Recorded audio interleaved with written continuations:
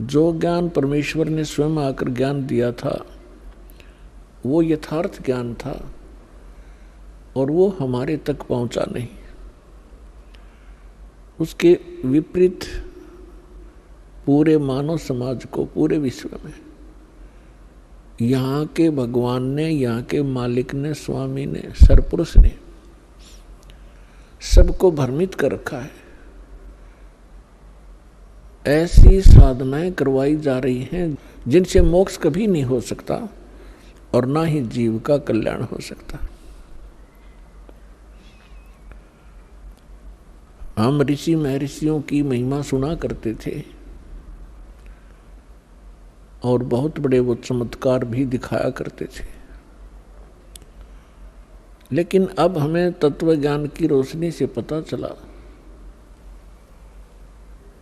कि वो अध्यात्म मार्ग का सबसे घटिया स्तर का उनका जो ज्ञान था और वो साधना थी जिसकी मानव को कति आवश्यकता नहीं है। हमें ज्ञान नहीं था जिस कारण से हम अभी तक इन नकली गुरुओं, नकली आचार्यों और शंकराचार्यों के उस लोक वेद को सत्य मानकर अपना जीवन नाश करते रहे। अनमोल मनुष्य जीवन को नष्ट करके हम खाली हाथ चले जाया करते थे।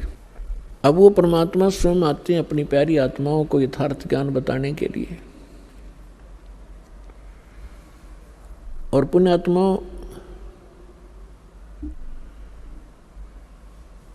श्रीमद् भगवत गीता अध्याय नंबर 16 के श्लोक 23 और 24 में स्पष्ट किया है कि शास्त्र विधि को त्याग कर जो मनमाना आचरण करते हैं, मनमुखी पूजाएं करते हैं, मनमुखी साधनाएं करते हैं,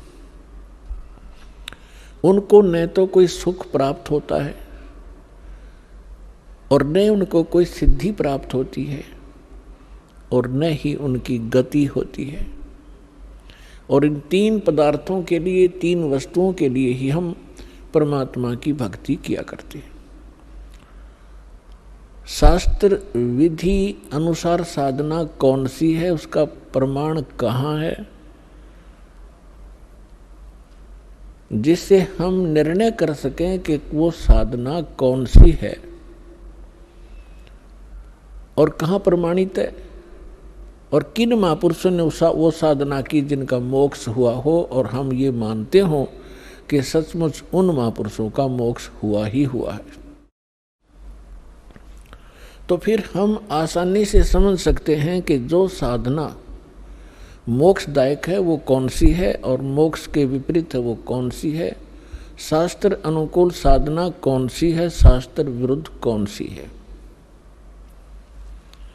जब तक हमें स्वयं ये निर्णय नहीं होगा कि शास्त्र अनुकूल साधना कौन सी है और शास्त्र विरुद्ध कौन सी है, तो तब तक हम जो भी साधना कर रहे होते हैं उसी को सत्य मानते हैं।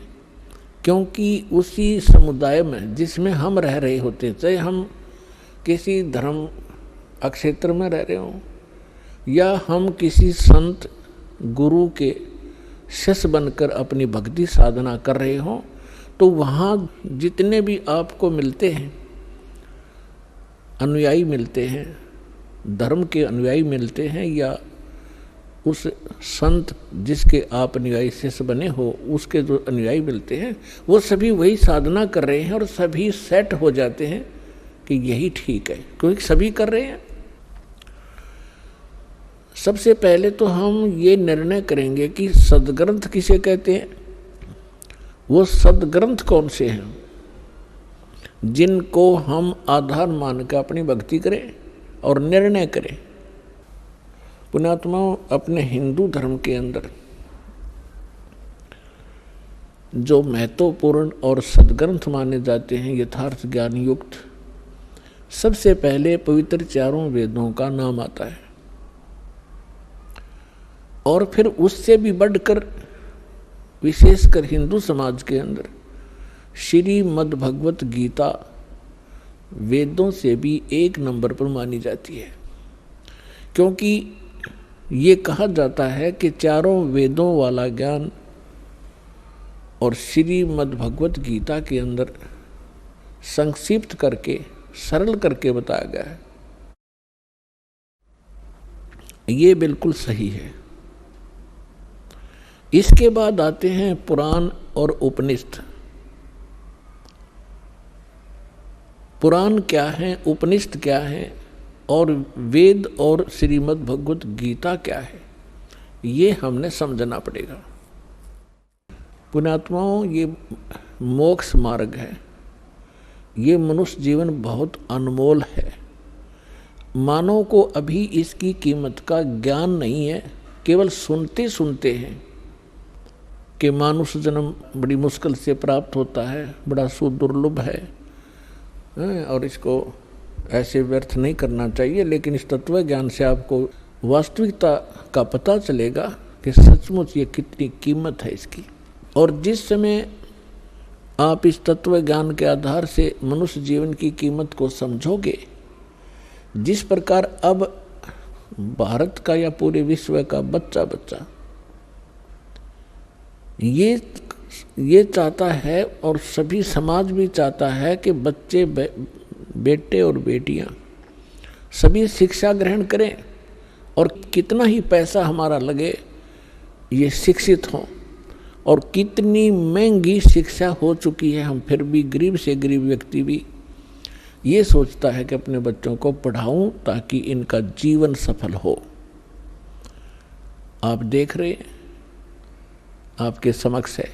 और दास ने वो जमाना देखा है जिसमें इस पढ़ाई की कोई कीमत नहीं थी, वैल्यू नहीं थी। और घर से धक्के तो पकड़ पकड़ टीचर लाया करते छोटे बालकों को, उनके घर वालों को समझा बुझा के। तो वो समय भी देखा था, क्योंकि उस समय इस शिक्षा की महिमा का, शिक्षा के गुण का ज्ञान नहीं था। और फिर इस जो भौतिकवाद में ज्ञान हुआ, अब पता चला कि बच्चा शिक्षित हुआ, बड़ा अधिकारी बन गया या कोई कर्मचारी बन गया, उसका ठीक गुजारा हो गया। तो सभी ने स्पीड पकड़ दी और सभी शिक्षित हुए।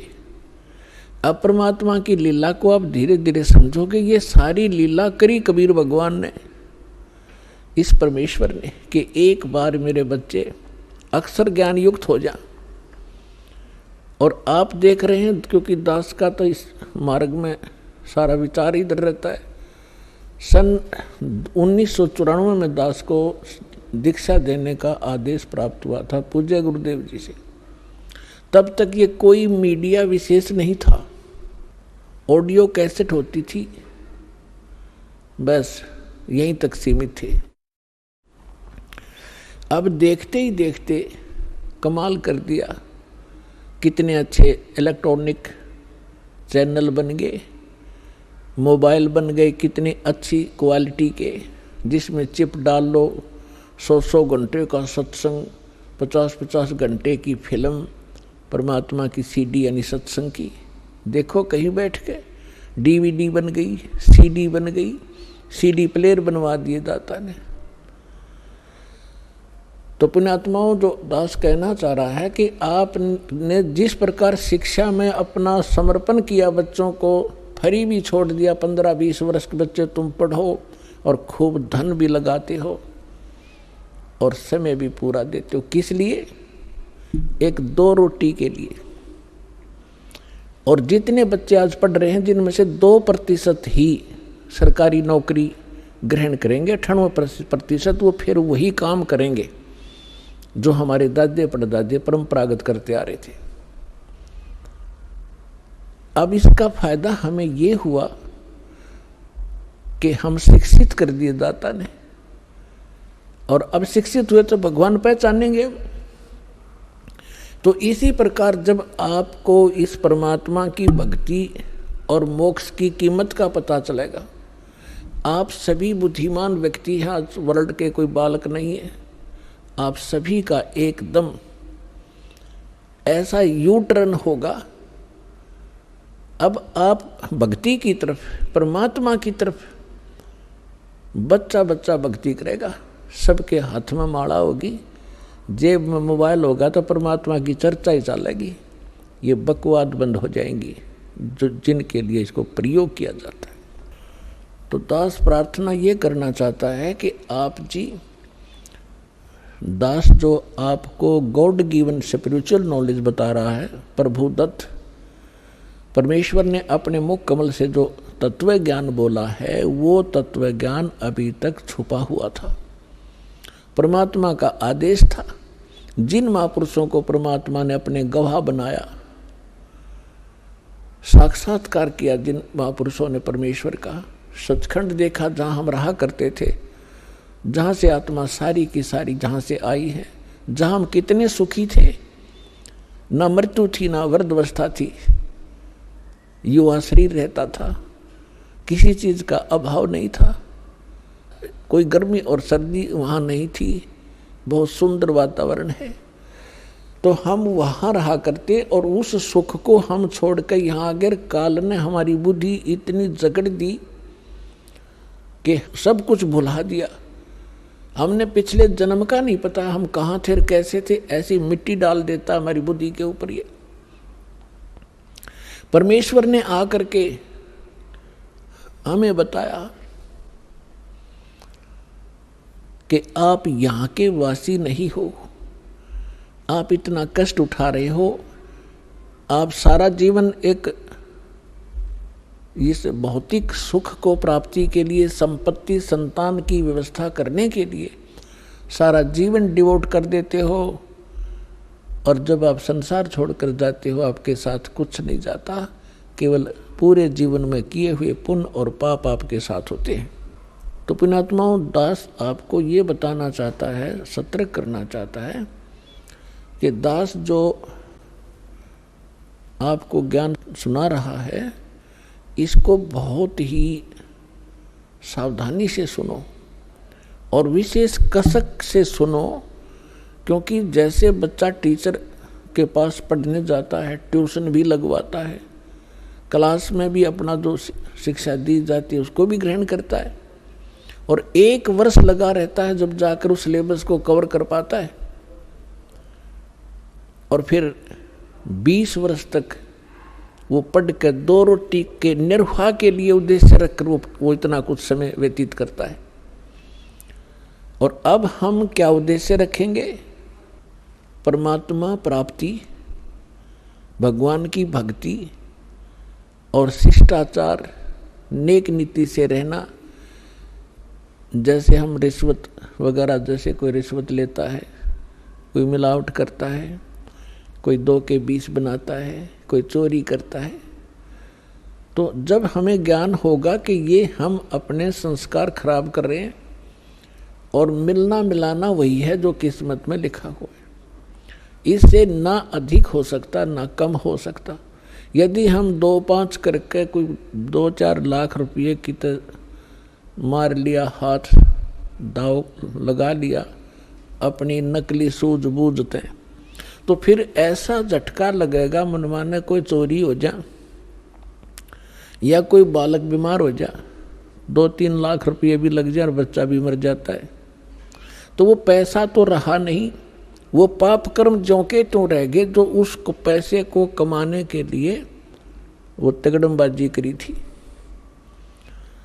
तो जिसमें आपको ये पता चलेगा, और ये 101% सत्य है, गॉड गिवन ज्ञान है। कहते तुमने उस दरगाह का मैल नहीं देखा और धर्मराज के तिल तिल का लेखा। एक पाई पाई का हिसाब है उस सच्चे दरबार में, क्योंकि आपने वो जगह देखी नहीं, देखी है तो आपका याद नहीं। और परमात्मा का भेजा हुआ संत, उस मालिक का दास, उस परमेश्वर का कृपा पात्र, उस परमात्मा से प्राप्त ज्ञान को ही आप तक पहुंचाता है। अपनी तरफ से वो कुछ मिलावट नहीं करता, और वो ज्ञान ही आपको सुख देता है, वो परमात्मा का विधान होता है। उसको जानने के बाद फिर आप की ऐसी स्थिति हो जाएगी जैसे श्रीमद् भगवद गीता अध्याय नंबर 7 के श्लोक नंबर 29 में कहा है कि मैं जो बता रहा हूं कि तत्वदर्शी संत की खोज करो, और तत्वदर्शी संत की प्राप्ति के उपरांत परमेश्वर के उस परम पद की खोज करनी चाहिए जहाँ जाने के बाद साधक फिर लौटकर कभी संसार में नहीं आती। तो वो क्या बताना चाहता है कि गीता ज्ञानदाता कहता है कि यथार्थ ज्ञान तत्वदर्शी संत बताते हैं, उनसे सुनो। तो यहाँ 7वें अध्याय के 29वें श्लोक में कह रहा है कि मेरे इस ज्ञान को जो आश्रय कर लेता है और तत्वदर्शी संत की खोज कर लेता है, और वो व्यक्ति उस तत्वब्रह्म से और सारे अध्यात्म ज्ञान से और सभी कर्मों से परिचित हो जाता है। और वो व्यक्ति जो तत्वब्रह्म से परिचित है, सभी कर्मों से परिचित है, पूरे अध्यात्म ज्ञान से परिचित है, वो केवल जरा और मरण से छूटने का ही प्रयत्न करता है।